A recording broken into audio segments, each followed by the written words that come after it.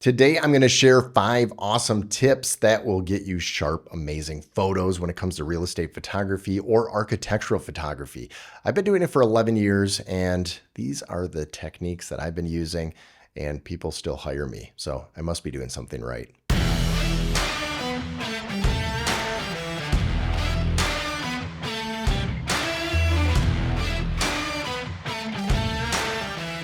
Welcome back to the channel. I am so grateful for you to be here with me. And if you are a regular, well, you know you're part of a cult, a camera cult. And if you didn't know you're watching a camera cult channel and you're into one, you haven't joined one yet, yeah, we're welcoming you. You just can't leave alive.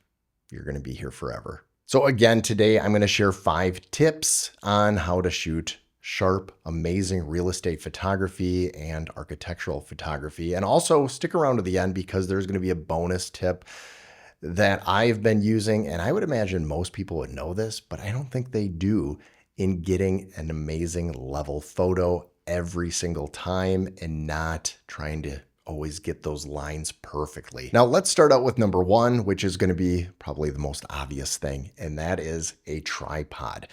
I use the Canon Concept carbon fiber tripod. It's light, it's easy. It uses the Arca-Swiss plate on top, and that ball head is just super fluid when you're moving it around and trying to get it level. I recommend it because you're going to be moving house to house or property to property, and you're able to just maneuver it as needed. It is light, easy, and the description's down below. There, that was number 1. Pretty easy. You need a tripod. I recommend the Canon Concept carbon fiber. There's many others out there, but for the value, for under $200, you can get this tripod. It's pretty awesome. Now, number 2 is going to be a little bit more technical. And if you understand cameras, it's not going to be a big deal to understand this, but if not, let me just explain it to you. F number. The F number is very important when it comes to getting sharp architectural photography, and the higher the number, the more narrow that aperture is, the sharper the image is going to get. Now, I'm mostly shooting f8 when I'm inside, and then when I'm outside, I'm shooting f11, and you're getting it nice and sharp. Now, if you were to go to maybe beyond f11, diffraction sets in, the image starts to get blurry, so it's counterintuitive for the purpose of getting a sharp image. So I have found up to f11 on most lenses keeps it really sharp. Go beyond that, not so much. Inside, you're safe at f8, and then you're pretty good. And this goes into number 3, which is focus. So now we have f8 to f11 for the aperture, and you want to make sure everything is in focus. So the first thing you need to know is take off autofocus. This way you are not accidentally focusing on the wrong thing. You can manually focus on the scene at whole.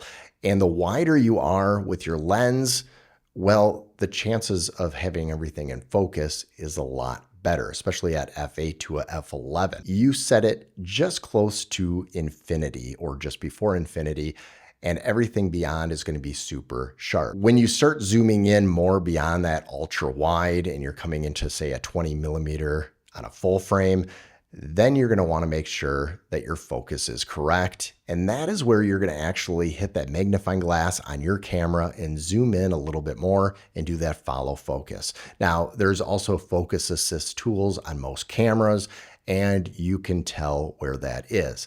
But be sure to have autofocus off, because most likely you're going to screw it up then. Now, the only time I actually do use autofocus is if I really can't tell if that one little speck that I want in focus is in focus. I will turn autofocus on. I will touch the screen to make sure it is in focus, and then I'll turn autofocus off so I know it's locked in. Now, number 4 is actually going to shock some of you out there and others not so much. And for those that it's going to shock, you're going to be like, whoa, why haven't I used this my whole entire life? And that is a 2-second delay. You're on a tripod, but even a tripod can move or get jitters when you're hitting the shutter.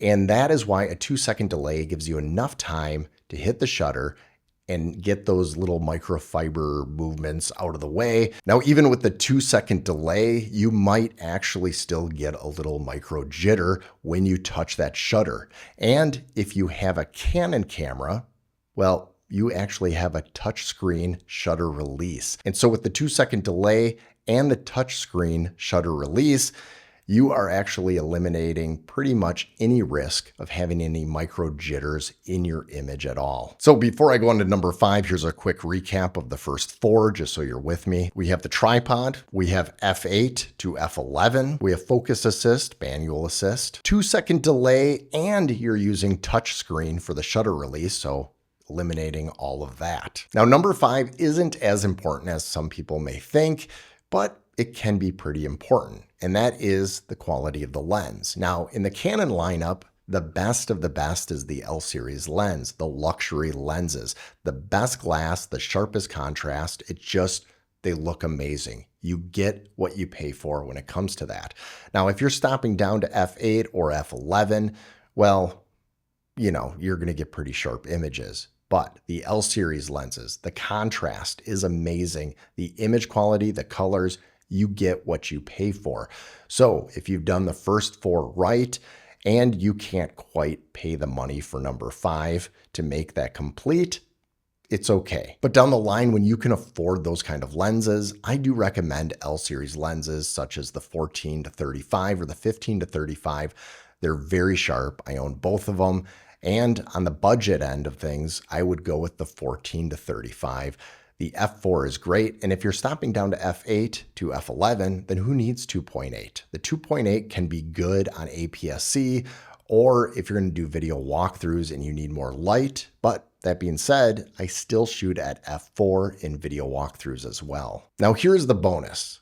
I'm not sure if it's with other cameras, but with the Canon camera lineup, you actually have a digital level. So for vertical and horizontal, you actually have this level, and when it's perfectly level, it turns green. So instead of relying on that bubble level that you just don't know if it's perfect or not, you know digitally that you have the most perfect level image on this digital level that you're using. I'd find it hard to believe if Sony and other companies didn't have this as well. But the reason why it is super important is because when it comes to architecture, you want your lines perfectly vertically straight and you want your horizon perfectly level.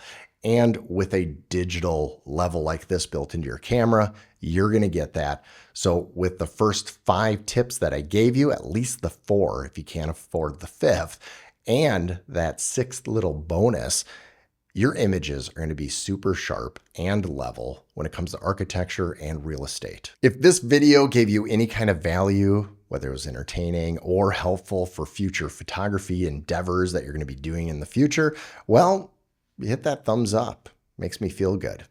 I'm like Tinkerbell, and she needs claps to come back to life. I need thumbs up. And also, if you want to join the crazy train, the cult, well, subscribe. And also, thanks for those of you who have come onto the crazy train, because 10,000 subscribers. I am going to be doing a giveaway in the next couple of weeks.